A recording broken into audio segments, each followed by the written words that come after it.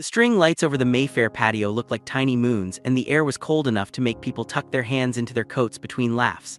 A man in a dark wheelchair rolled forward, his voice loud on purpose. "Get this dirty kid away from my table before she steals something." The people around him tried to smile. Some lifted their glasses like shields. A small girl stood 3 steps away. She was 9, thin and brave. Her name was Zoe Underwood. Her jacket was torn at the cuff from helping in the hotel kitchen. Her shoes were scuffed. She swallowed and said, "Sir, please, I can help your leg." The man in the chair, Darren Wells, a London tech millionaire, laughed so hard his eyes watered. "How long would your miracle take, little one?" he said. "Seconds," Zoe whispered. The table burst into laughter. Darren pulled out a checkbook and waved it at her. "Heal me in seconds. I'll give you $1 million. If you fail, security walks you out." Somewhere beyond the heaters, a door clicked open. A tired woman in a housekeeping uniform stepped out, searching with her eyes. Tanya Underwood saw her daughter on the patio and froze. Before she could call out, Darren's friends chanted, "1 million, 1 million," like it was a game. "Where are you watching from tonight?" A soft voice inside your head asks, the part of you that came for stories but stayed for faith. Type your city in the comments, and if your heart is racing, you're not alone. Because the next 10 seconds will change everything. Hours earlier, the day had started like a gray sheet pulled over the city. Tanya woke at 5, prayed, and tied her scarf. She was a housekeeper at Sterling Oaks Mayfair, a luxury hotel with marble floors so shiny they were like mirrors. She did not complain. She thanked God for work. She thanked God for food. She thanked God because Zoe was healthy and smart and stubborn in the best way. London was not home, but Tanya told her daughter every day, "Where we stand, God stands with us." She meant it. She carried that truth like a light in her chest. Zoe carried it too. She had a memory that surprised people. She could read a page once and keep it in her head. She liked reading signs doctors posted in staff hallways, the kind that said things like "emergency steps" or "if someone stops breathing, do this first." She never touched things she shouldn't. She only looked. She collected little facts like beads and kept them safe. At the hotel, people in nice coats rushed in and out, leaving trails of perfume and cold air. The doorman smiled without smiling. The concierge spoke 10 different hellos in 1 hour. Tanya worked in silence, making beds, dusting light shades, picking up heavy things with small hands. By 6 in the evening, her back ached. By 7, her feet burned. By 8, she had one last suite to finish. She told Zoe, "Sit in the staff corridor for me, baby. Don't move, I'll be fast." Zoe nodded. She was good at waiting. She was also curious. There was a door left open near the corridor, the service door to the patio. It breathed out light and music and the sound of grown-ups pretending to be happy. Zoe didn't mean to look, but she did. She saw the man in the chair and the people around him. She saw how he kept his jaw tight like he was angry at the world. She saw how he touched his right leg without knowing he was doing it. She saw his fingers pause on a spot near his hip like it always hurt there. She also saw something else. A woman rolled a cart a little too fast, a glass slid, a server reached, the cart caught on a tile, a champagne bottle tilted, the server grabbed the neck, the bottom tapped the table, bubbles jumped and ran down the side. Everyone laughed like they needed to prove they were fine. Zoe had seen Darren before. She had watched him arrive many times, shaking hands with managers and asking for very cold water. He was famous online for building a payment app and selling it. He was famous in real life for never trusting anyone. People whispered that he got hurt in a crash outside Knightsbridge and that he had tried everything: hospital visits, therapy, injections, long trips to clinics in Zurich, but he still felt like a trapped bird in his own body.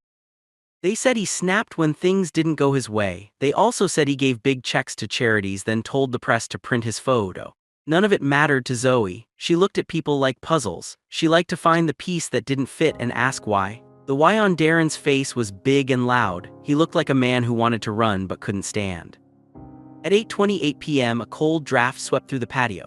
The heaters hummed louder. A server asked if they should bring blankets. Someone said no. Darren said, "We're fine," which meant they were not fine, but no one argued. At 8:30 on the dot, Zoe stepped onto the patio because she thought she heard someone calling her name. It was only the wind. That was when Darren saw her, and the words he threw were sharp.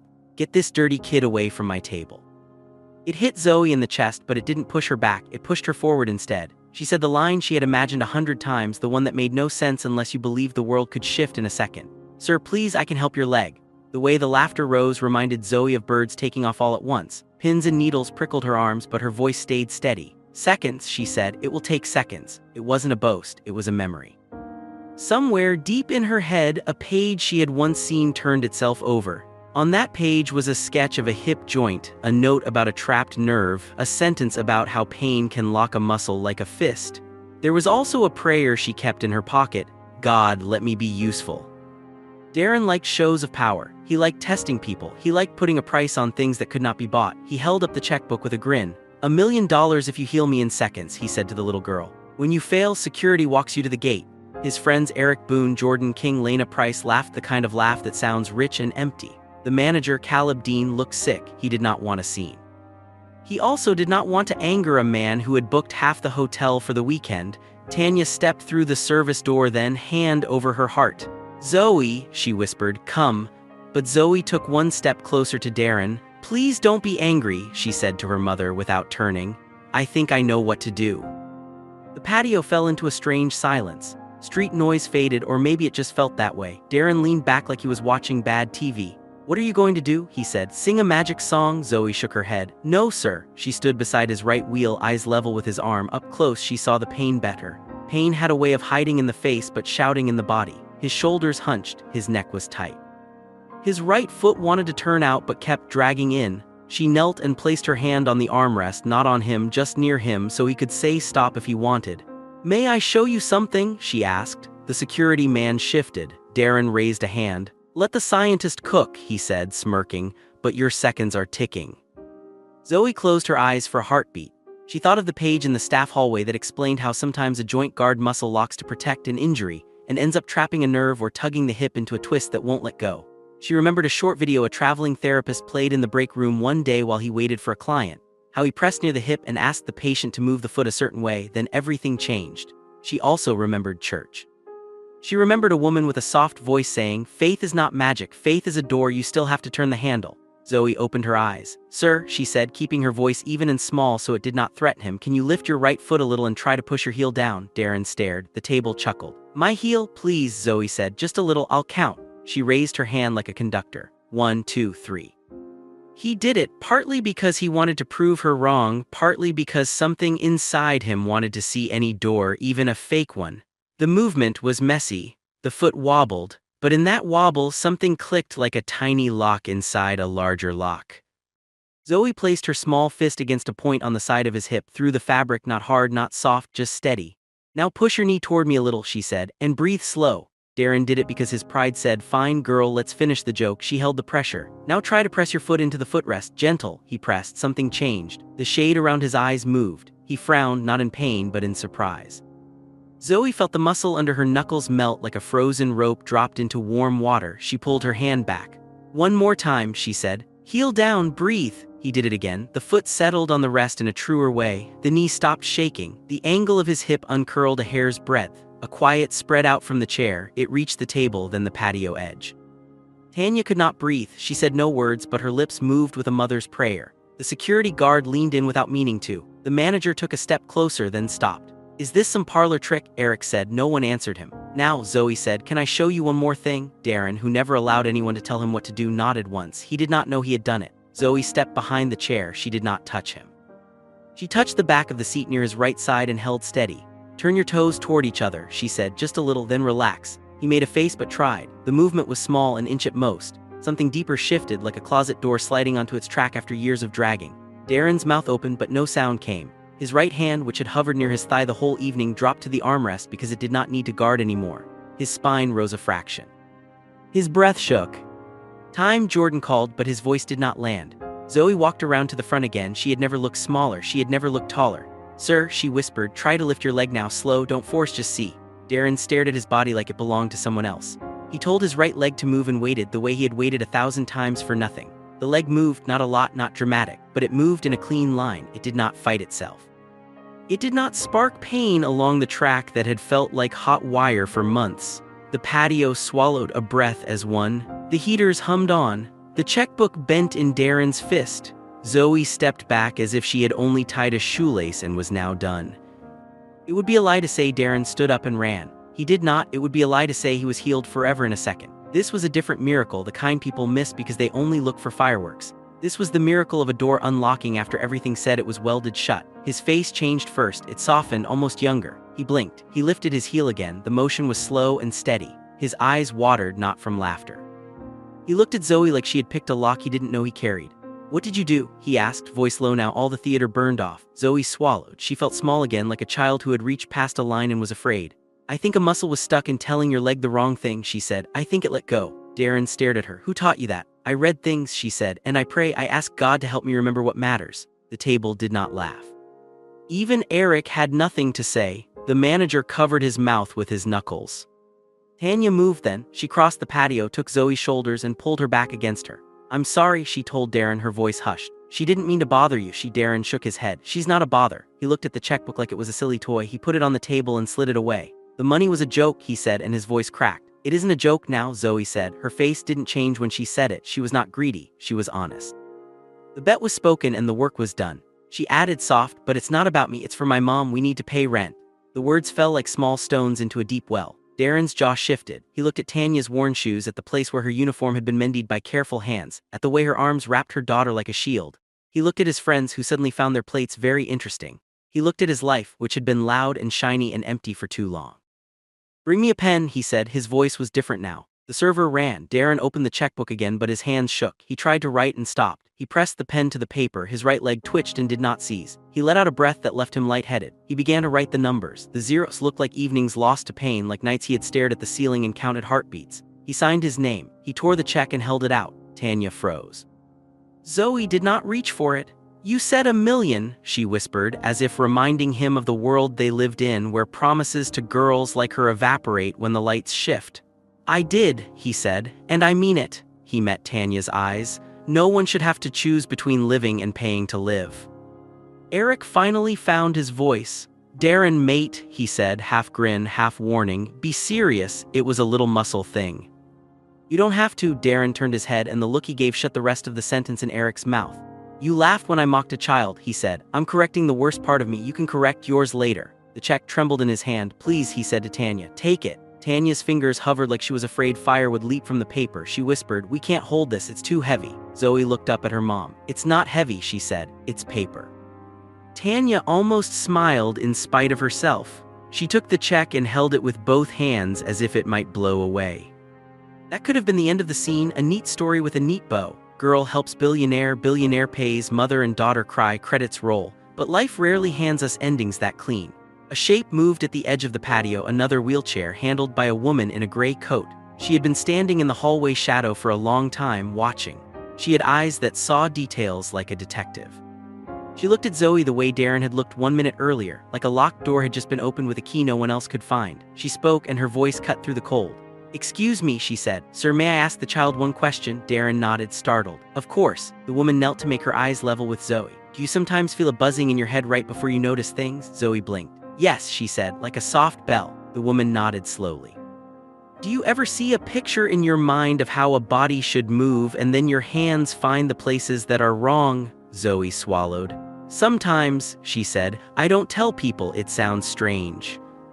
The woman stood. My name is Dr. June Carter, she said. I work at St. Mary's in Paddington. I study movement disorders. I don't believe in magic. I do believe in what I just saw. She turned to Darren. May I test the child's memory? Tanya pulled Zoe close again. Test, she asked, alarmed. Dr. Carter raised her palms. With your permission, she said softly. If I'm right, your daughter has a gift that science does not have a name for yet. We will not take her from you. We will not rush her. We will ask. Darren looked from the doctor to Zoe to the check in Tanya's hands. He understood instinctively that money was about to become the least interesting thing on the table. Zoe felt the buzzing in her head again, the soft bell that rang when she stood at the edge of something big. She was not afraid, but she looked up at her mother and read the lines of worry there, the ones years had written. I won't go anywhere without you, she told Tanya. I promise. Tanya nodded, eyes wet. Then you can answer one question, she said to the doctor. Dr. Carter pulled a folded card from her pocket and held it up for 1 second and 1 second only. It showed a simple diagram of a spine with a mark on the lower back. She hid the card again. Where was the mark? She asked. Zoe didn't think she didn't need to. L5, she said, pointing at her own back, right here but a little to the left because the right side was doing too much. Dr. Carter's mouth fell open and she caught it with a laugh. It was the laugh of someone who had searched for a long time and suddenly found a map. Before anyone could speak, the patio door opened again. A man in a dark coat stepped out, face pale, eyes wide. He was the night manager, Isaac Rhodes. He looked like he had run up the stairs. Mr. Wells, he said, breathless, I'm sorry to interrupt, but it's urgent. Darren stiffened. What now? Isaac swallowed. He looked at Zoe, then back at Darren. Your driver just called. There was a crash at the north entrance. The other car's passenger, it's a little boy. He paused, voice breaking.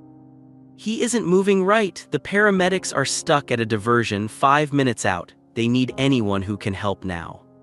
For 1 second, no one moved. The heaters hummed like bees. The string lights swayed. The check in Tanya's hands fluttered. Zoe felt the soft bell in her head become a bright chime. She turned toward the service door without thinking. Darren grabbed his wheels and pushed, and this time the movement did not fight him. Dr. Carter was already calling someone, words flying in clipped sentences. Tanya caught Zoe's sleeve. "Baby," she whispered, "be careful." Zoe nodded. "God, please help us," she whispered back. She ran into the hotel, tiny feet beating a rhythm that sounded like hope learning to breathe. The hallway smelled like lemon cleaner and cold air.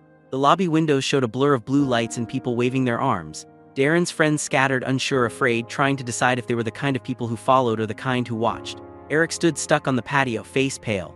Lena grabbed her coat and ran. Jordan cursed softly, shaking. The manager Caleb spoke into his radio, voice steady now. "Clear the north entrance, keep guests back, get blankets, move the heaters." When they reached the glass doors, the night opened its mouth and swallowed them. The street outside was chaos made small. A car at a wrong angle, a van with its hazard lights blinking, a crowd drawing lines in the air with their hands. A boy lay curled near the curb, his mother kneeling and trying to make herself into a wall between him and the world. "Please," the mother cried. "Please." Her voice cracked on the last word like it had broken before many times. Zoe went to her knees beside the boy. She did not touch him. She looked and let the picture in her mind form on its own. She saw the way his right shoulder hugged his ear, the way his left foot turned too far in, the way his breath stuttered like a knocked drum. She heard the bell again. She spoke softly, more to God than to anyone. "Show me what to do." Dr. Carter crouched across from her. "Careful," she said. "We don't move him unless we must." "I know," Zoe whispered. She looked at the boy's chest. She looked at his eyes. She looked at the angle of his hips. The world fell away. It was only a pattern and a prayer. "Sir," she said to Darren without taking her eyes off the boy, "please put your chair here to block the wind." He did it, and the chair moved like it was glad to help. Zoe's hands hovered. She could see a spot near the boy's rib where everything pulled wrong, like a sweater snagged on a nail. She did not press. She rested 2 fingers near the spot, not on it. "Breathe with me," she told the boy, voice a thread. "In and out, you're okay, we're right here." The boy's breath listened. Sirens wailed in the distance. The crowd held its breath. Tanya stood behind Zoe, hands clasped so tight her knuckles turned white. Darren watched the girl's face, the way it changed when she heard the bell, the way her fear fell away. He felt something old and heavy shift in his chest, something that had nothing to do with bones or nerves. He felt the shape of a life he had not lived yet and wanted to. "Zoe," Dr. Carter whispered, "if you see an opening, if you see a door." "I do," Zoe said. She closed her eyes for half a heartbeat, opened them and nodded once. "On 3. She didn't say what would happen on 3. She didn't know. She only knew the bell was ringing clear and bright, and that sometimes when you turn the handle of a door you cannot name, it opens into light. 1, 2. And before she could say 3, the boy's body made a small sound, half sigh, half sob, and his shoulder released by the width of a finger. His mother cried out, her hands flying to her mouth. The sirens were closer now. The crowd leaned in like grass toward sun.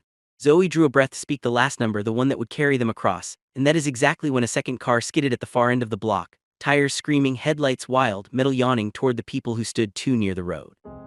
Everything happened at once. Someone shouted. Darren spun his chair toward the danger. Tanya reached for Zoe. Dr. Carter threw her arm out to shield the boy. The soft bell in Zoe's head became a hard chime, sharp as glass. She looked up, and in that split second she had to choose between what was in front of her and what was crashing toward them. The street was a bowl of sound, sirens rising, people shouting, shoes scraping on wet stone, and the second car came sliding in sideways like a blade across glass. Headlights flashed over faces, over the blue jackets of hotel staff, over the silver toes of a fallen heater, and then straight toward the huddle where the boy lay and his mother knelt. The tires screamed. Someone shouted, "Move," but there was no time to think in long words. There was only the fast math of survival. Darren spun his wheelchair hard, the new steadiness in his hip catching, holding, giving him just enough power to swing wide. His chair jumped forward like a shield on wheels. Dr. June Carter flared her gray coat with one arm, making her body big to push the crowd back. Tanya clamped both hands on Zoe's shoulders to yank her away from the road. And Zoe, small, calm, bright as a match in the wind, looked at the boy and then at the car, and she chose. She did not run. She went lower, pressing her hands flat to the pavement near the boy's ribs without touching him, just grounding herself as if the street could lend her strength. "Stay with me," she told him, her voice steady as a heartbeat. "Breathe in, breathe out, we are safe." A split second later, the car bumped the curb, metal shrieking, missed the stacked heaters by a hand's width, and thudded into the corner of a planter where a young tree shook all its leaves at once like a frightened bird. The driver's airbag blew open with a hard pop. The car stopped. Glass glittered down in a slow rain. For a long moment, no one breathed. Then the world slammed back into itself. People cried. A siren turned the corner. The tree miraculously stayed upright. The crowd rippled with shock, then with relief, then with shame at how fast relief can run away. Darren's hands were white on his wheels. He looked at Zoe and realized she hadn't flinched. She had braced the way a sprinter braces, not to flee but to deliver. Dr. Carter checked the driver with a quick glance, alive, dazed, coughing, and then dropped back to Zoe and the boy. "You held," she said softly, all hiding under her careful voice. "Good." Tanya's breath came back in pieces. She pressed her forehead to Zoe's hair for 1 second like a thank you without words, then raised her head and squared her shoulders. "Tell us what you need, baby," she said. "We're with you." Blue lights washed over the hotel facade. The air smelled like hot rubber, cold night, and lemon cleaner leaking from the lobby. The paramedics were still out of reach, a sound coming closer but not yet here. The boy's mother. A woman with tired eyes and a scarf half loose at her throat whispered a prayer that cracked in the middle. "Please, God, please." Zoe looked at her and offered the smallest smile, the kind that does not promise what it cannot give, only the truth that you are not alone. "I'm Zoe," she said. "I'm 9. I won't move him unless the doctor says so. I only need his breath to listen." The woman nodded hard, tears making bright roads down her cheeks. "I'm Naomi," she breathed. "This is my son, Micah." She stroked the boy's hair with 2 shaking fingers. "He's 7, he's brave." Dr. Carter slid her hands into sensible places, pulse, pupils, the line of the spine with a speed that looked slow because it was so sure. "Neck stable," she murmured, "airway clear, breathing guarded, pelvis." She hovered and watched. "Guarded, not broken, I think." She glanced at Zoe. "You see the same picture?" Zoe nodded once. "Something pulling wrong from here," she said, hovering her palm near the boy's lower ribs on the left and telling the shoulder to hide. She did not touch Micah. She didn't need to. The map was already unrolling in her head. A tight rope between ribs, a scared muscle squeezing to keep pain smaller but making movement worse, the way fear can turn a body into a clenched fist. She heard the soft bell again, then the steady chime it became when the next step was ready. "Okay," Dr. Carter said, the word a bridge. "We are not doing heroics, we are doing simple." Zoe, talk him through breath. Tanya, you give mom your hands. Darren, wheel to block wind. Caleb, bring blankets but don't cover the neck or twist the hips. Isaac, clear the gawkers. Orders went out like birds and came back as motion. The hotel manager, Caleb, sprinted inside. Isaac, the night manager, lifted his arms and boomed in a surprisingly big voice, "Give them space." People backed up 3 steps as if pulled by a string. Darren edged his chair in and planted it, the front casters nudging the curb. He felt the joint in his hip stay quiet where it once would have screamed. He swallowed that miracle and gave it back to the moment by being steady. Zoe bent close to Micah's ear so her words wouldn't have to fight the wind. "Hi," she whispered. "It's loud, but I'm right here. Can you listen to me instead of the noise?" The boy's eyes blinked, fluttering. He made a small sound. Naomi made a bigger one and bit it off with both hands. "Good job," Zoe said, and she meant it like a medal. "We're going to breathe together like we're blowing up a balloon, but slow. In 2, 3, out 2, 3. She paced the breath with her voice, a metronome of mercy. Micah's chest hitched, then caught the rhythm. The shoulder that hugged his ear let go a tiny bit, like a door latch easing. Dr. Carter watched, her eyes shining even as her mouth stayed professional. "Exactly," she murmured. "You're doing exactly what I hoped you could do." The paramedics' van finally swung into the lane, slowed, and stopped. 2 medics jumped out, rolling a bag and a backboard. One was a tall man with a beard, the other a woman with a calm face that said she had already seen this kind of night and survived it. They moved with meaning but not panic. The woman knelt, introduced herself as Lee, and asked quick questions: name, age, what happened, where it hurts. Naomi answered in bursts between breaths. Lee nodded, her eyes tracking every tremor on Micah's face. "We'll take over," she said kindly, then paused as she noticed Zoe's hands not touching and yet somehow holding the air in shape. "What's your name?" she asked. Zoe said. "I'm helping him remember his breath." Lee studied her for a half beat, then gave a tiny nod that meant, "Carry on, we are on the same side." They slipped a soft collar around Micah's neck without bending his spine. They slid the backboard next to him and threaded their hands under without lifting too soon. "On 3, Lee said, and this time 3 was a safe number, not a cliff. 1, 2, 3. They rolled him as a unit onto the board, straight and smooth, then set him down. Micah winced and Zoe heard the bell sharpen. She looked at Dr. Carter. "There's still a rope here," she said, touching the air above the ribs. Dr. Carter nodded. "Lee," she said, "before we strap chest, can we let him settle a breath with a gentle cue?" Lee looked at the scene, the mother, the child, the girl who made the air behave, the billionaire in the chair trying not to cry, and said, "If it's gentle and it helps, do it." Zoe swallowed. She knew what to try, but it was small and strange and hard to explain. "Micah," she said, "can you imagine there's a warm hand under your ribs helping your lungs open?" He made a small noise that she understood as yes. "Okay, when you breathe in, pretend you're filling that warm hand with air. When you breathe out, the hand lowers. I'll count 3 breaths." She counted. On the second breath, his left shoulder slid down a finger's width. On the third, his face loosened where pain had pinched it. Naomi's hand trembled on the edge of the board. "Thank you," she whispered. "Thank you." Lee fastened the chest strap with careful fingers. "Let's get him to the ambulance," she said, "and we'll keep that breath going in the back." They started to wheel the board toward the van. Naomi hovered, wanting to be in 3 places at once: mother, guard, and windbreak. Lee looked at her and said, "Ride with us." Naomi nodded, tears bright again. She touched Zoe's cheek with the back of her fingers as if afraid that a full touch would break the moment. "You're a light," she said. "Don't let anyone cover you." Then she climbed in. The doors closed with a soft, solid sound. The siren rose, not like a scream now, but like a promise delivered. The ambulance pulled away. The street exhaled. The blue lights washed the buildings and then were gone. The second wreck sat like a bad dream that hadn't learned it was over. Hotel staff began to sweep glass into neat, defeated piles. Someone patted the young tree's trunk as if to thank it for staying. People looked at Zoe and then looked away, ashamed that they had laughed earlier or watched without moving. Others looked and could not stop looking, not at the size of her, but at the size of what had just happened through her. Faith has a way of making a small person stand tall, and those with eyes for it felt their own spines lengthen. Darren turned his chair to face Zoe and Tanya. He opened his mouth and then closed it again because the first words he thought of were too small for what he felt. He tried again. "I am sorry," he said, not for show, not for photos, but like a man emptying a room of all the heavy furniture he never needed. "I was cruel, I was loud when I should have been quiet. I thought money could buy jokes that didn't hurt. I was wrong." He looked at Zoe, then at Tanya. "You saved him, and earlier. You gave me back a piece of my body I thought I had lost forever." He swallowed. "I meant the check, but the check is not enough. I want to do more if you let me." Tanya stood very still, like a woman who knew the world could shift under her feet and still believed she could stay upright. "What does more mean?" she asked. She was not ungrateful, she was a mother. Questions are part of the job. Darren breathed in through his nose and out through his mouth the way Zoe had told Micah to do. He found the shape of the next thing he wanted to say and gave it. "It means I will cover a home for you that is yours, not a room we own where we can push you out. A home with your name on the lease and the rent paid for a year. It means I will set up an account for Zoe's schooling, any schooling she wants, here or wherever her gift takes her.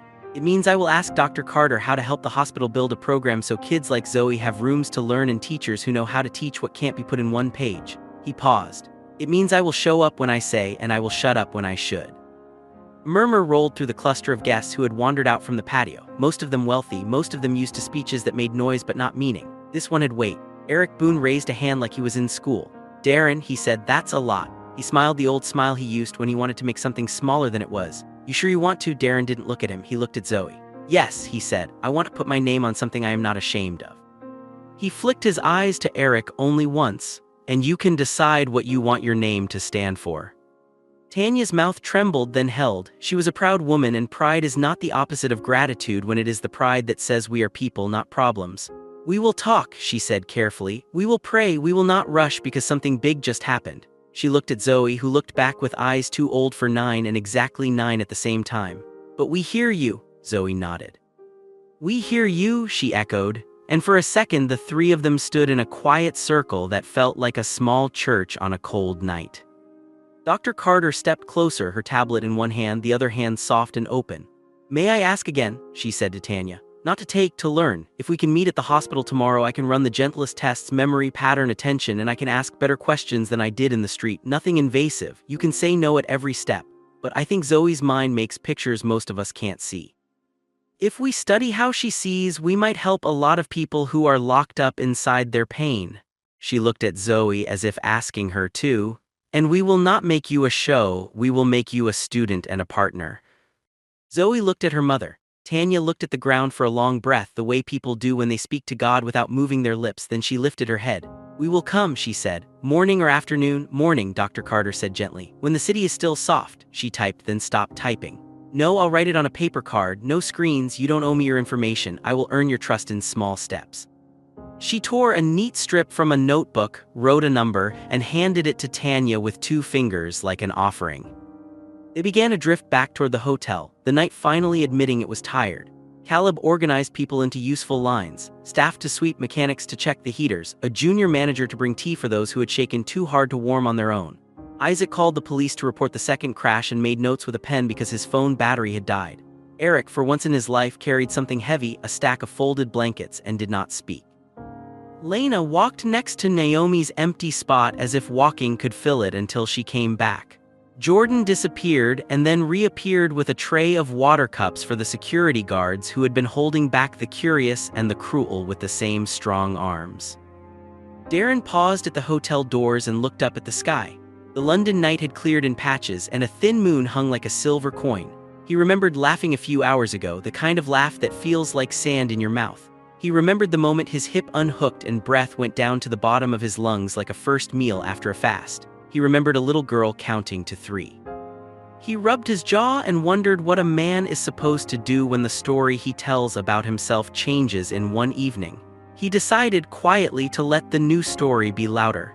He turned his chair and followed Zoe and Tanya inside. The lobby had gone from bright to gentle. Someone had turned the lights down 2 clicks as if to respect whatever just happened outside. The marble floors still shone like water. The staff moved like dancers in a slow piece, each knowing where to place a cup, a cloth, a word. Tanya accepted a chair but didn't sit. She didn't like to sit after a scare, it made the worry catch up. Zoe stood on the tips of her shoes and then dropped to her heels 3 times to shake the leftover fear out through her feet. Dr. Carter smiled at the move, memorizing it the way she memorized test results, because sometimes a child shows you the map to her mind with her body first. A small crowd approached, guests who had watched earlier and wanted to say the thing they should have said then. Apologies, thanks, eyes shiny with that sudden humility that lives just on the other side of terror. Tanya accepted what was useful and let the rest pass like wind. Zoe nodded and said thank you in the polite way she had learned to protect her peace. Darren stayed at the edge, not the center, learning how to make space instead of gravity. He was surprised to find it felt better than power. And then a voice cut across the lobby like a cold wire. "Excuse me," it said, "no one is leaving until we sort this." A man in a crisp suit with a small badge on a chain stepped forward. He had the careful smile of someone who believed rules were the same as truth. "I'm Inspector Hale," he said. "We have reports of a child interfering with medical care and a large sum of money changing hands under duress." He lifted his chin toward Zoe. "I'll need to speak to the girl and her mother. And you," he added to Darren, eyes narrowing, "will need to explain this donation." The air changed, the lobby's warmth drew back like a tide. Tanya's hand went to Zoe's shoulder, not hiding, just claiming. "We didn't interfere," Tanya said, calm but iron. "We helped." Dr. Carter stepped between the inspector's sharp tone and Zoe's soft chest like a shield. "Inspector," she said, "I'm Dr. June Carter, St. Mary's Hospital. I witnessed the event. The child did not touch the patient. She guided breath. The paramedics approved. If there is a question, I will answer it, and you can check Lee's report when she files it." Her voice did not rise, it did not need to. Inspector Hale's smile thinned. He looked at Darren because power recognizes power and tests it like a sore tooth. "And the check," he said, "this looks like a spectacle." Darren did not flinch. "It looks like a promise kept," he said. "I offered money as a joke when I was cruel. The child helped me in a way my doctors have not been able to help me in months. I gave what I said I would give. If you want to charge someone, charge me for being a fool earlier. I'll plead guilty." A few people laughed, not unkindly. Hale didn't. "Even so," the inspector said, "we have procedures. The Child Protection Unit will want to verify that the mother is—" He stopped because the sentence that was about to leave his mouth would have insulted a woman who had just stood in the street and held the sky up with her bare hands. He changed the words mid-air. "Isn't being pressured." He looked at Zoe again, perhaps seeing for the first time that her calm was not the calm of a child used to performing, but the calm of someone who has learned to stand when the wind is strong. "We will take statements," he finished, "and you will wait." Tanya's shoulders squared. "We will answer," she said, "but we won't be talked down to." Her voice was soft and blisterproof. "My daughter is not a street show. She is a child who reads, who prays, who helped a man's body remember its way." The inspector blinked as if the word pray was a pebble thrown into a machine that liked to run without stones. He nodded to his credit and gestured toward a cluster of chairs. "Here then," he said, "be quick." They sat without sitting, every muscle ready to spring if the night threw one more sharp edge. Dr. Carter took the first statement with Hale's recorder on the table so no story could be rewritten later. She spoke clearly what happened, who saw what she approved, where the paramedics stood. Lee called on her radio, confirmed the details with a dry, steady voice that sounded like a weight placed on the side of truth. Hale wrote, crossed out a line, wrote again. He was not mean. He was a man inside a box who didn't yet know the box had a door. When he turned to Zoe, his clipped questions slowed. "You said you saw a picture," he said. "In your head," Zoe nodded. "I see where the body wants to go when it is not scared," she answered simply. "I don't move people, I tell their breath to be brave. Sometimes their breath listens and then the tight things let go." Hale's pen paused. He had no box to put that sentence in. He looked at Tanya, and Tanya looked back levelly, and something in the inspector's chest that had been clenched since long before this night loosened one notch. He did not smile, he did not apologize, he only said thank you and meant it. They were almost through when Isaac jogged back from the doors, cheeks bright from the cold. "They're here," he said, a little breathless. The mother came back. Naomi rushed into the lobby like a wind that remembered its name. Her scarf was crooked, her eyes were bright with grateful tears that had time to gather shape. Behind her, holding a small paper bag and a blanket folded to perfect quarters, was Lee the paramedic. The room turned as one to them the way sunflowers turn to light. Naomi didn't walk to the inspector or the staff first. She walked straight to Zoe and dropped to her knees so her eyes were lower than the child, not higher. "He's okay," she said, laughing and crying at once. "He's okay, no broken bones, bad bruise, a scared muscle." They said his breath stayed steady, and when it wanted to run away, he remembered the warm hand and it came back. She put the paper bag on Zoe's lap like an offering from a small temple. "He wanted you to have his favorite snacks. He said the brave breath girl should eat them so she doesn't forget to be a kid." Zoe's face lit the way a room lights when someone turns on a lamp, not sudden, not loud, just honest. "Tell Micah I said thank you," she whispered. "And tell him I said his breath is a lion and lions remember the way home." Lee nodded to Dr. Carter and then to Inspector Hale, who put his pen down. "All clear," she said. "No complaints from us. If you want the report, it will be filed in an hour." Hale closed his notebook. For the first time his smile reached his eyes. "I'll let you all get some rest," he said, and he meant that too. He raised 2 fingers at Zoe like a small salute and walked out into the night that had finally learned how to be quiet. The lobby exhaled again. Laughter returned, this time soft, private, like people telling each other secrets about Grace. Caleb brought tea. Isaac found a space heater without dents and set it 2 paces away from the circle of chairs. Eric pulled out his wallet, stared at it like an old habit he wasn't sure he wanted anymore, and put it back. Lena sat next to Tanya and asked if she could hug her. Tanya said yes and let herself lean into another woman's shoulder for the first time in a long time. Jordan went outside and picked up every last piece of glass from the second wreck, as if finishing a chore might earn him a new kind of sleep. Darren rolled forward until he was close enough to talk without making a speech.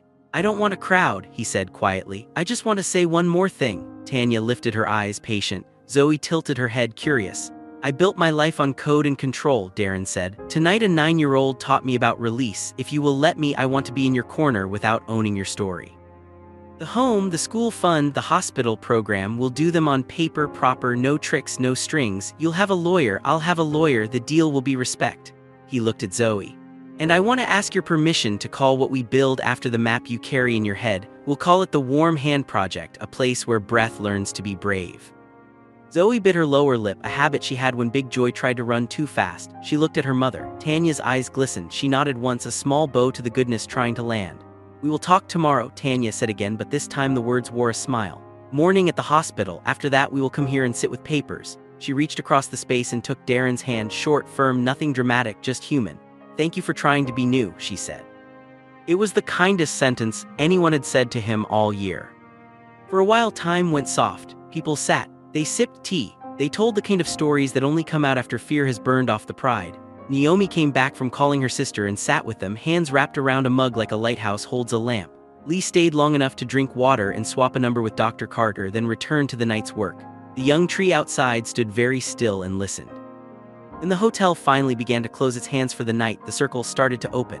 Naomi hugged Zoe again and left to sleep on a hospital chair near Micah's bed. Lena and Jordan drifted up to their rooms, walking quieter than they had when they came in. Eric said goodnight without a joke and went to find the reflection he had been avoiding. Isaac and Caleb scribbled notes for the morning shift. Dr. Carter touched Tanya's shoulder. 10 a.m., she reminded gently. "We will go slow." Tanya smiled, tired and brave. "We will be there." Darren asked for help to get to the lift. A porter offered, but Darren shook his head and tried himself first. His right leg listened. The chair rolled true. He didn't make a show of it. He just moved, grateful. Before the doors closed, he looked back at Zoe and raised a hand in a wide, honest wave, the kind a boy gives from a school bus window. Zoe waved back and pressed her palm over her heart. The doors closed. The numbers lit up. The lift carried him away like a period at the end of a day that had changed its grammar.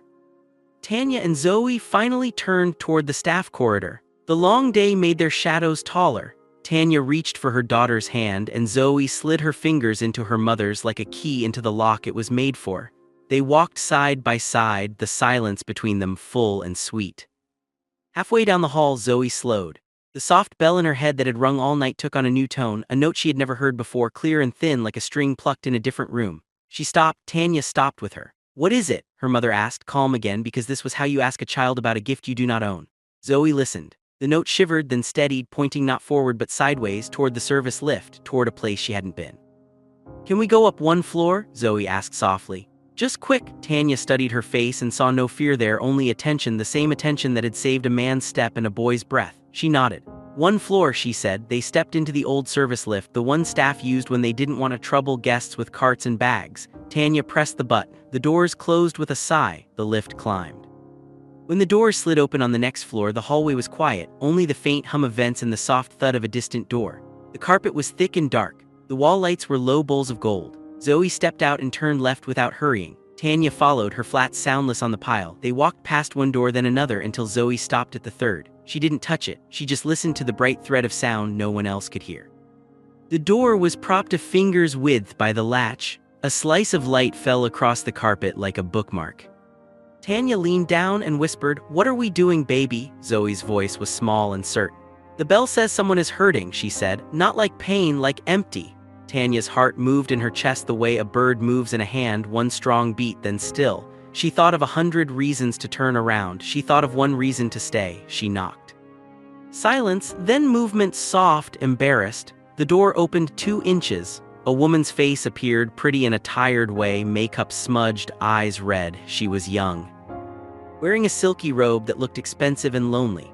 Behind her, a room full of good things sat unhelpfully. Fruit in a bowl, a bottle of wine no one had opened, 2 wine glasses that had never touched. "Can I help you?" the woman asked, trying to sound like she had practiced being fine. Tanya smiled, the kind of smile that makes a room warmer even through a small door. "I'm so sorry to bother you," she said. "We're staff. We were just checking. Everything all right in here?"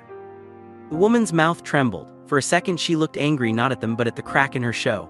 Anger is often a mask for ache. She took a breath the way someone takes a step off a ledge they should not have climbed. "No," she said, "I'm not all right." She opened the door and stood back. "He left," she added, as if the 2 words explained the whole book. "Maybe they did." She gestured at a second glass on the low table that had collected dust in one evening. "I was supposed to get married tomorrow," she said, and her voice cracked on tomorrow like the word itself had sharp edges. "Now I have a room and a dress and no one who wants either." She tried to laugh and made a small sound that hurt. "I can't even cry right. I keep stopping like it's rude to make noise." Zoe stepped into the doorway but not over the threshold. She looked at the woman the way she looked at bodies, carefully, kindly, trying to see the shape of the stuck thing and the door hidden under it. "My name is Zoe," she said. "This is my mom, Tanya. Tonight a lot of scary things happen, but also some kind things. We don't have answers. We only have tea and company." Tanya lifted the paper bag Naomi had given, the one with Micah's snacks. "We'll share," she said, half-smile. The woman looked at the bag, then at the 2 of them, and the fight went out of her shoulders. "I'm Renee," she said. "I'm from Detroit. I came here because I thought love was brave." She rubbed a spot at her sternum like a bruise you can't show. "Turns out love can be a coward too." Zoe's bell hummed, not urgent now, just present. She didn't say the grown-up things people say at doors like this. She said, "Can I sit on your floor?" Renee blinked, then laughed for real. "Yes," she said, "please." They sat, Zoe cross-legged, Tanya with her back to the bed, Renee with her knees pulled up and her robe tied tight like a shield. They opened the bag. There were gummy bears and a small pack of crackers and a chocolate bar snapped into squares on a napkin. They ate like kids at a sleepover where the topic is heartbreak and the cure is not answers but attention. Renee talked. She told the short version first. "Met him on a work trip. London felt like a movie. He said all the right simple words. She said yes, then he said no, then he left." Then she told the longer version, the one with the father who had never called her brave, the boss who used her ideas in his name, the way she had wanted one big yes to make up for 1,000 small no's. Tanya listened with her whole face. She asked one question here and there that let the story breathe easier. Zoe didn't talk much. She watched Renee's breath and waited for the moment when it stopped getting stuck on the same sharp place. When it moved, she said, "Your breath is learning. You're going to feel like crying hard soon. It's okay. We'll stay until you do." And it was exactly like that. The breath learned, the tears came big and wet and honest, and when they were done, a soft space opened around Renee where anger had been sitting cross-legged, refusing to move. She wiped her face and laughed again, messy and lovely. "I needed a girl and her mom from nowhere," she said, "not another speech or a song, thank you." She stood and took a small card from the desk. "This is my number. If you ever need anything in Detroit, anything, you call me. I'll show up like you showed up." Tanya took the card and put it next to Dr. Carter in her pocket, 2 small rectangles that felt heavier than money. They said goodnight and stepped back into the hall. The lift doors closed on the sight of Renee blowing her nose and smiling at the same time, which is one of the holiest faces a person can make. The elevator hummed down. The bell in Zoe's head quieted, not gone, just resting, like a good friend who stays on the couch after everyone else goes home. Back in the staff corridor, Tanya finally sat on a low bench and let her body remember that sitting is allowed. Zoe leaned against her side, the kind of lean that says we before it says I. They didn't speak for a long minute. They didn't have to. The night had spoken plenty. When Tanya did talk, her voice was a lullaby without a tune. "Do you know what I heard in my head when you were out there?" she asked. Zoe shook her head against her arm. "I heard make room," Tanya said. "Make room for help. Make room for being wrong, make room for breath, make room for new. Tonight, baby, you made room. I'm proud of you."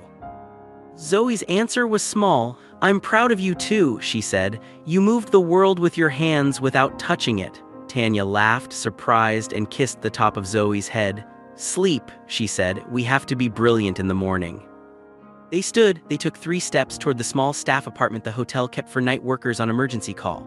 And then, as if the night wanted one more twist in the braid before it let go, the corridor phone on the wall rang. Ring, ring, ring. The sound was old-fashioned, the kind that makes you think of news that arrives in a straight line with no emojis to soften it. Tanya picked up. "Sterling Oak staff line," she said, polite even when her bones begged for bed. The voice on the other end was careful and warm. "Ms. Underwood," it asked. "This is Marina from St. Mary's. I'm on duty with pediatrics tonight. We have Micah settled and resting. I'm only calling because something unusual just happened. A man in a wheelchair brought 2 big bags to the desk and said they were for you and Zoe. He left before we could thank him." Tanya frowned. "Bags," Marina laughed softly. "Groceries, clothes in Zoe's size, a note that says, 'For tonight, not forever, rest first.' We don't usually accept deliveries, but the nurse on duty recognized him from the news and said it seemed safe. I can send a car with them if you'd like, or we can keep them in lockup until morning." Tanya looked at Zoe. Zoe's eyes were wide and tired and shining. "Please keep them," Tanya said. "We will come in the morning. Thank you for calling." She hung up. She swallowed. She looked at the ceiling like a person who has to tell the sky thank you because there is too much gratitude to aim at one human. "He's trying," she said. "He is really trying." Zoe nodded, serious. "We will make sure he doesn't try the wrong way," she said. "We will teach him how to help, not fix." Tanya smiled, the kind of smile that knows tomorrow will ask for courage again and promises to bring some. They turned down the last stretch of corridor toward their door. Tanya reached for her keys. Zoe reached for the handle. The quiet was warm now, the kind of quiet that wraps you, not shuts you out. Their door was 2 steps away when the corridor light flickered once, twice, then steadied. Zoe looked up at it and laughed because sometimes even the building wants to stretch after a long night. Tanya slid the key in the lock. The door swung inward. The low, steady hum drifted out from the dark room, soft, rhythmic, unfamiliar. For half a heartbeat they both thought heater, fridge, nothing. Then the hum rose into a thin electronic chime they did not own, and a small green light blinked from the far corner, painting the room in a new kind of glow. Someone had left something on their table. Not a bag, not a flower. A small device with a screen they had never seen before, neatly wrapped in a folded note with their names printed in clean block letters. Tanya reached for the switch. The lights came up. The note's first line in Darren's careful hand said, "I know we said morning, but sometimes doors open at night." The device chimed again, as if it were waiting for a finger to touch the corner where a single white button pulsed like a heartbeat. Zoe looked at her mother. Tanya looked at Zoe. And the chime, gentle and patient, kept time with the breath they had learned to trust. The little device on the table glowed like a hush. Tanya lifted the note first because paper made more sense than blinking lights. The ink was careful, the letters blocky the way a man writes when he's trying to be understood. "I know we said morning, but sometimes doors open at night. This is a secure phone with only 3 numbers saved. Dr. June Carter, St. Mary's pediatric desk, and me. No apps, no noise, no camera, just help. If you don't want it, leave it at the front desk. If you keep it, it's yours to use only when you choose." Darren. Tanya read it twice, then passed it to Zoe. They stood in the quiet and let the kindness land, not like a wave that knocks you over but like a coat laid over tired shoulders. Tanya pressed the side button. The screen lit with 3 large circles labeled June, St. Mary, and Darren. Nothing else, no temptations, no hooks. "He's learning," Tanya whispered. Zoe nodded. "He's listening," she said, and set the phone back on the table like a candle on a small altar. Sleep came in pieces and then all at once. They woke to a sky the color of milk and a city still stretching. Tanya braided her hair, smoothed Zoe's edges, and put on her neatest uniform. They were out the door by 9 with the small phone and the folded cards in Tanya's pocket, and a bag of crackers and a single chocolate square left from Micah's gifts stashed for later. The bus ride to St. Mary's rolled past storefronts waking up, a barber sweeping, a mother steering a stroller, a jogger puffing white breath. Zoe kept one hand on the pole and one hand on Tanya's sleeve. The bell in her head was quiet and content, as if it had finally found its choir. St. Mary's greeted them with a warm kind of hospital smell, soap and coffee and a whisper of cinnamon from someone's oatmeal. Dr. Carter met them in the atrium with a smile that had sleep in it and gratitude on top. 10 on the dot, she said, and her voice sounded like relief made audible. We'll keep this gentle. She led them through a bright corridor to a small room with a window and a table laid with puzzles, cards, and a single rubber band. I won't take anything from you, she told Zoe. I only want to see what your mind does when it listens. Tanya sat 2 steps away, hands folded on her bag, eyes on her child. A mother can be audience, guard, and cheerleader without switching chairs.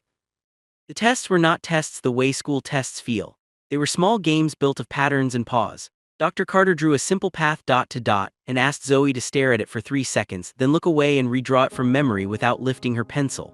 Zoe did, and when the line wavered at a corner, she laughed at herself and fixed it with a second line that landed exactly on top of the first like a blessing. She held a shape in her head and turned it around before Dr. Carter rotated the card.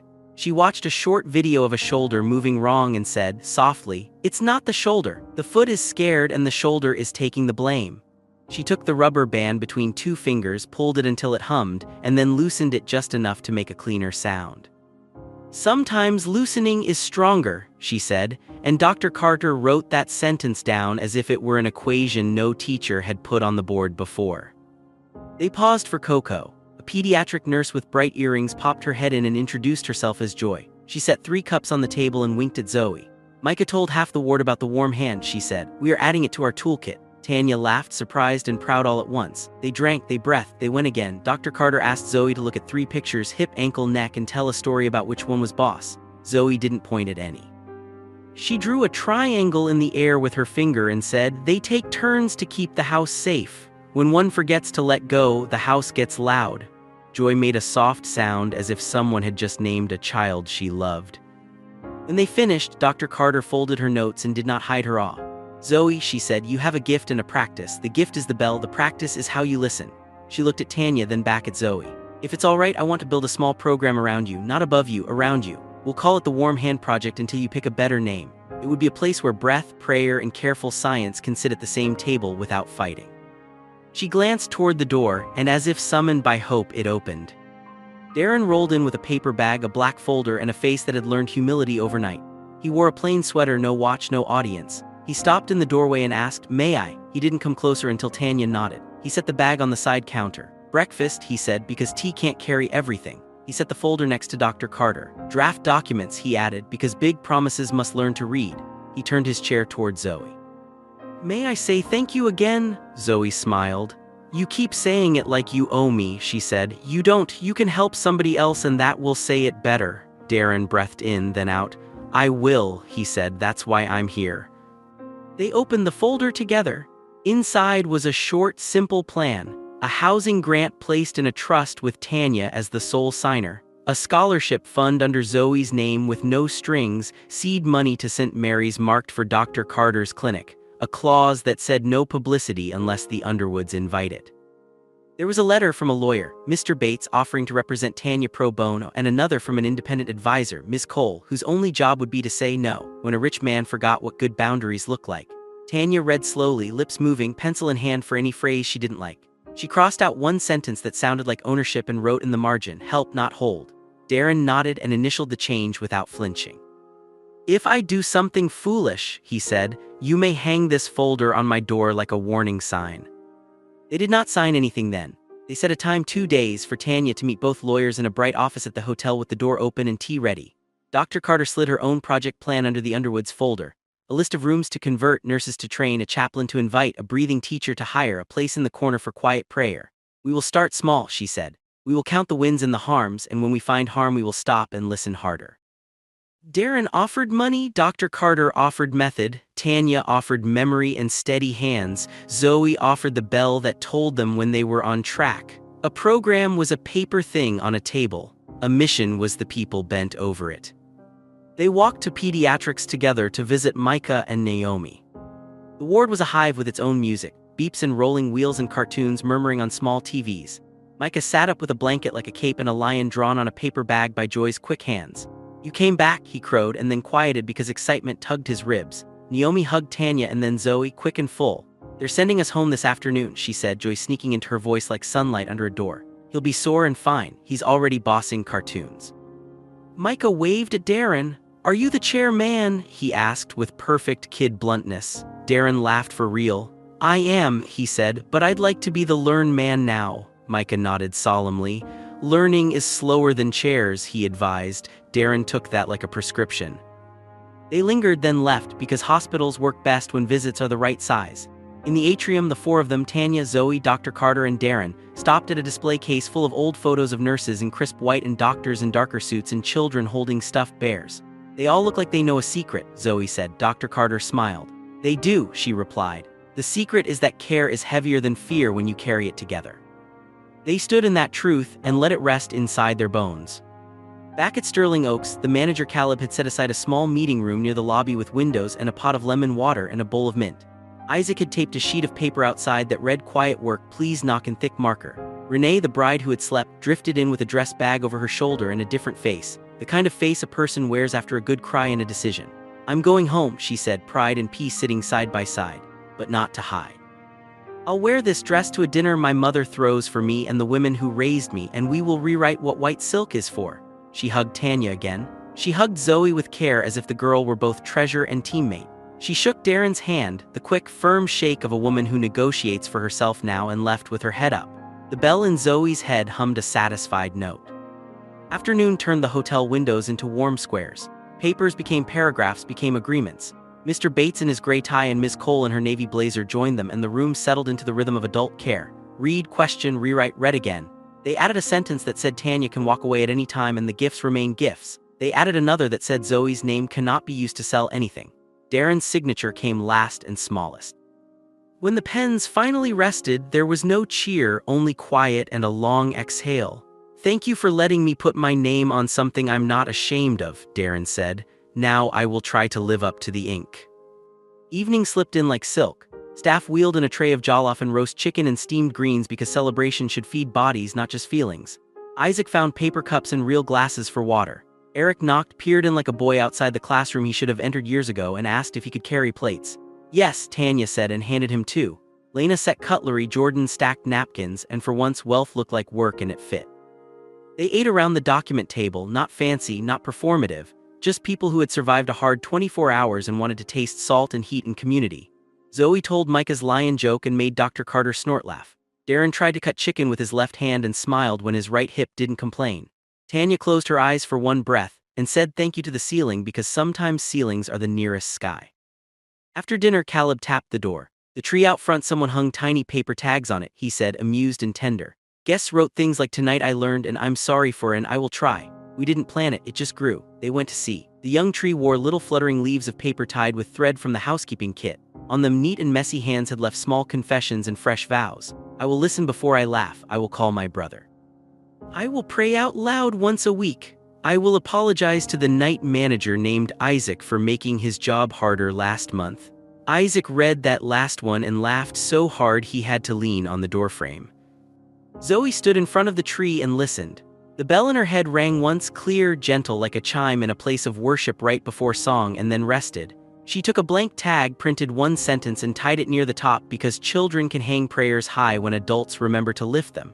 Make room, that was all. It moved in the breeze and said enough. They could have ended there on a porch of paper promises and lemon-scented air. But a story like this deserves a door swung all the way open. So the next morning, 2 mornings later, after sleep and signatures, the lobby of St. Mary's held a small press circle, not cameras stacked to the ceiling, just a handful of local reporters with notebooks and one calm photographer. Nobody stood on a pedestal. Nobody cried on cue. Dr. Carter spoke first, short and clear, about the Warm Hand Project, a pilot room where breath, prayer, and pattern watching would support standard care, where no one would be forced to be a miracle, where families would be taught simple things that help pain loosen its grip. Darren spoke next, not about himself, but about what it means to repair with both hands. Tanya spoke third because the room needed a mother's voice to call it to attention. She said, "We are grateful, we are cautious, we are here." Then she stepped aside and let the smallest person carry the largest thing. Zoe stepped to the small microphone set at her height. She looked out at the cluster of faces and saw real curiosity for once, not the hungry kind. I hear a bell inside when someone is stuck, she said. I can't make it ring. God rings it. I only listen and count and remind breath to be brave. Grown-ups make me safe to do that. My mom first, then people like Dr. June. She paused. If you don't hear a bell, you can still help. You can hold a hand. You can count slow. You can say a prayer out loud. You can say you're sorry when you're cruel, and you can pay what you promised when kindness shows up. She stepped back. The room didn't clap loud. It exhaled and then clapped the way people clap in church, sound wrapped around reverence. They took one picture. Not of Zoe alone, not of Darren alone, but of the circle, Tanya's hand on Zoe's shoulder, Dr. Carter holding a blueprint rolled like a baton, Darren with his chair angled so the photo showed the choice he had made to sit with rather than above. Behind them a sign read the Warm Hand Project, breath, faith, science, together. Joy the nurse stood off to the side with Micah and Naomi both grinning. The shutter clicked. The moment became memory, then promise, then work. Work is what came next, as it should. Mornings at the clinic with quiet chairs and a mat on the floor. Afternoons of paperwork in which money learned to serve, not strut. Evenings where Zoe did homework and counted her blessings like steps from the bus stop to a new front door. The lease arrived with Underwood printed where it had always belonged. The small phone sat on the table and rang only when invited. On weekends, they walked past the tree at Sterling Oaks to read new tags. Some fell off. Some got rained on. That's how vows behave in the weather. They tied on new ones when old ones sagged. On a gray Tuesday, Lee the paramedic stopped by the clinic with a worn paperback about breathing games. On a bright Thursday, Inspector Hale sent a handwritten note that said, I was wrong and I am learning. On a soft Sunday, Renee texted a photo from Detroit, her in sneakers and the white dress hemmed to her knees, carrying a tray of cornbread into a room full of aunties laughing, and the caption read, New Vows. Darren came to sessions when invited, stayed away when not, signed wires he once would have delegated, started physical therapy again with a humility that made the work stick for the first time. He didn't get a miracle that made a headline. He got a miracle that made a life, pain that lost its microphone and recovery that learned to sing in the right key. And on a clear evening by the river, months after string lights and sirens, Tanya and Zoe stood on a low wall and watched London be beautiful without trying. What will you be? Tanya asked, not as a demand but as a dream shared. Zoe leaned into her, eyes on the water. A listener, she said. A teacher, a girl who remembers God is not scared of bodies or bills. She grinned. Maybe also a dancer. Tanya laughed and promised to buy shoes that let a girl choose any floor as a stage. They went home. Home, what a round word, how it fills the mouth with safety. The hallway smelled like neighbors' dinners and clean laundry. Inside, the table held a vase with 3 stems from the market and a stack of library books. The small phone sat where it always sat, quiet and ready. Tanya set rice to simmer. Zoe laid out her homework. The bell in her head was content and available. The world outside did what the world does, bustled, argued, healed, forgot, remembered. Inside, 2 people who had learned the secret of making room kept practicing. And if you want the shortest version of what changed everything, it is this. A cruel sentence met a brave breath. A promise spoken in mockery learned to walk like truth. A child counted to 3. A mother said yes to caution and yes to courage. A hospital made space for prayer beside protocols. A man in a chair stood up inside himself. Strangers wrote vows on paper and tied them to a tree. And the city, which has seen too much and still hopes, paused long enough to notice a door swing open. That is the story of I'll give you $1 to heal me, the millionaire mocked, until the maid's daughter did the impossible. Not a trick, not a scam, a map, make room, breathe brave, repair loudly. If this touched you, share it with one friend who needs a door tonight. Before you go, please subscribe to this channel to support our growth and drop a comment telling us where you're watching from and one small promise you're tying on your own warm hand tree. Your words may be the bell someone else has been hopping to hear.